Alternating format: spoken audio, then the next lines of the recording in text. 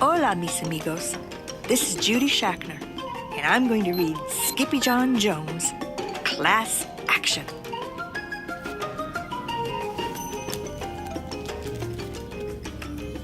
Skippy John Jones was just dying to go to school.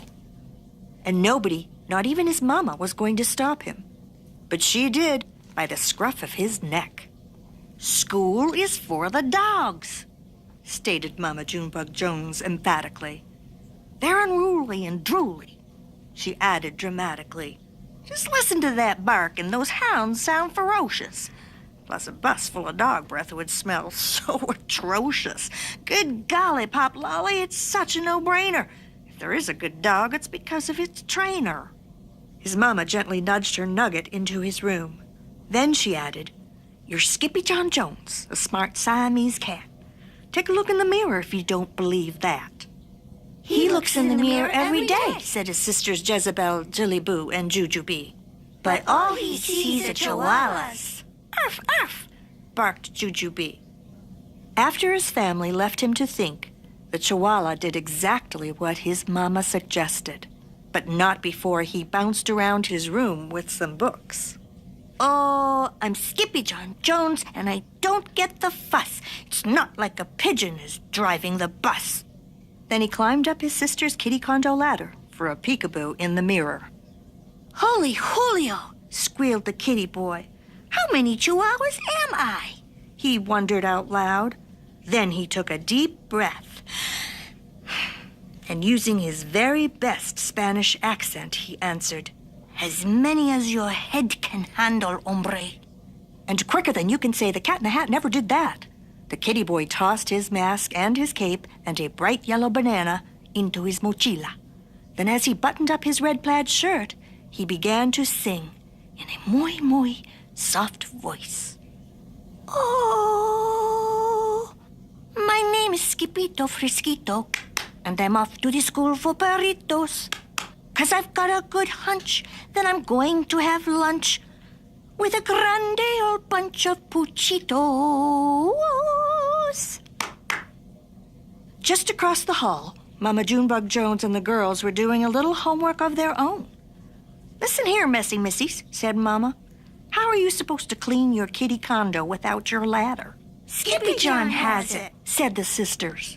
"What for?" asked Mama. "So he can see the chihuahua in the mirror." The chihuahua, however, was already in his closet boarding a bus for school. But the kitty boy wasn't the only chihuahua on board. His old amigos, los chimichangos, were going to school too. "Thank dog you made it, dude," exclaimed Don Diego, the biggest of the small ones. "Si, Skippito, pante poquito tito, the smallest of the small ones. We need your help con el bolito." "Without a doubtito," declared El Skippito. "But why do you need my help with the bully?" "Because he is a perro mezquino," declared Don Diego, "who runs around the escuela en a tadalita." "He spins around the school in a tiny teacup," exclaimed the kitty boy in shock. "Si, dude," added Don Diego. "He growls and howls and wears a suerte de lana también." "Not the wool sweater," said Skippito. "Uh-huh," agreed Poquito Tito, trembling. "He is a woolly bully." There wasn't a dog worth his biscuits who didn't fear the woolly bully, so it wasn't a surprise when a potent puff of panic poofed out the gatito's tail. And all that puffiness inspired the puchitos to sing. "Oh, puffy, puffo, puffito, we know you can do it, Skippito. Let's unravel his sweater and knit something better. We'll show that old woolly burrito." But there was no turning back now. The doggies had arrived at school. A moment later, the principal, a poodle with very high standards, appeared with a bucket of balls and a whistle. First she blew, and then she threw. "Go fetch!" barked Mrs. Begalot. Then every dog, big and small, chased a ball down the hall and into their classrooms, except for Skippito. He got carried along by the river of rovers and landed in art class, where he drew his best ever double doggy doodle. I've never seen a pup do that before, said Mrs. Houndler, the art teacher. Then he trotted over to the music room and bayed like a beagle for the canine chorus. Bow wow, woofed Mr. Muzzletuff.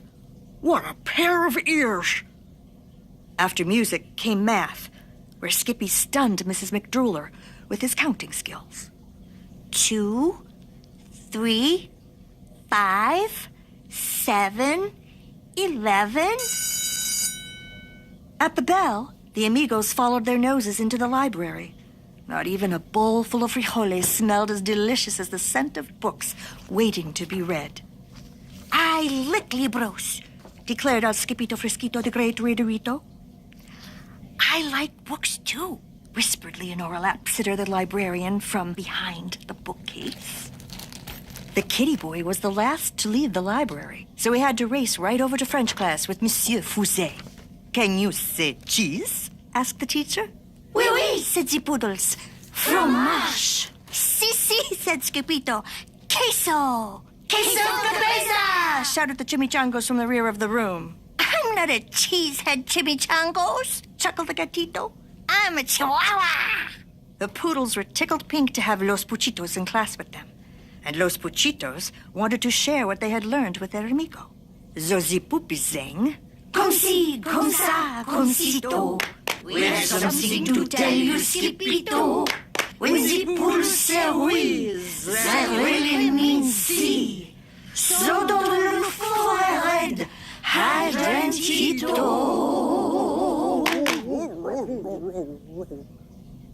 After French, Los Muchachos took a pass on obedience class, deciding instead to nap inside the warm case with the golden trofeos. I'm not good at following rules, confessed the kitty boy. What dog is, dude? Quipped Don Diego. But just then, the gatito heard a gut-gurgling growl that shook the entire escuela, perhaps the whole planeta. Holy heartburn, hollered Skippito. Was that my tummy? No, that is the bellow of the Wulipolito, said Poquito Tito with a shiverito. The gruesome grumble grew louder, and along with it came the rattle and plink of the terrible Tazalita. It was spinning wildly right under his nose, circling like a polka-dotted shark. Andale, declared Don Diego. Get out your duds, dude. But Skippito was too frozen with fear to unpack his mochila, so his amigos did it for him, helping to change their chico into El Skippito Frisquito, complete with mask, cape, and banana. Why the platano, dude? Asked Pintolito. It's my snackito, replied the gatito. Will you share it with me and Tito?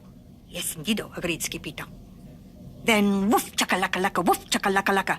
Every doggy leaped out of the case and latched onto the turbocharged tada. This caused the cup to spin wildly out of control, some of the chicos just hanging on by a tail. Estoy mareado, cried Skippito. You are not dizzy, dude, you're green, yipped the doggies. The whirling dervish of a dog-filled teacup cut a mean path of destruction past the principal's office and spun straight on into the lunch bunch like a bowling ball. Strike-y-do! Shouted the Poochitos. And strike it did. Smash, crackle, and pop. The twirling Dadalita crashed right into a table and broke apart, exposing the ferocious Fuzzy for what he really was. A teeny-tiny, itsy-bitsy, wool-wearing teacup chihuahua. Dude, declared Skippito, you're no bigger than a bugito. But the bugito's only reply was a gut-gurgling growl greater than the hounds had ever heard before. Is that your tummy? asked Skippito. Si, replied the bolito. Tengo mucho hambre. I'm hungry, too, agreed the gatito. But you can have my plátano. This act of kindness made the chimichangos pull out their jump rope right in the middle of the mess. Peanut butter and belly buttons, chunky cherry pits. The woolly-bully Stada has broken into bits. Wiggle, wiggle, jelly on the toast. He's not a woolly-bully, he's just hungrier than most. Just then, Mrs. Begalot stomped into the lunchroom. I smell a cat, she bellowed. That cat better scat. Then out came the whistle. First she blew, and then she threw a bright yellow ball down the hall, which every dog, big and small, began to chase, except for Skippito.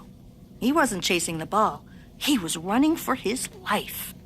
First, Skippy tripped.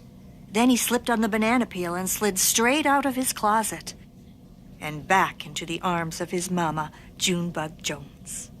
"What in the woolly white willies have you been up to, Mr. Whistle Whiskers?" asked Mama. "He broke my teacup," whined Jilly Boo. "And he ate my banana," complained Jezebel. "That's 'cause he went to school with the Chihuahuas," explained Jujubee.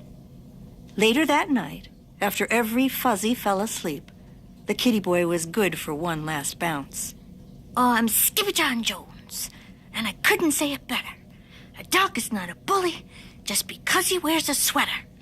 Then he bounced over to his mama and gave her a beso, a kiss she felt straight through the layers of her quilt. "Good night, little dipper," said the very sleepy mama. "Good night, Mama," said the very sleepy kitten.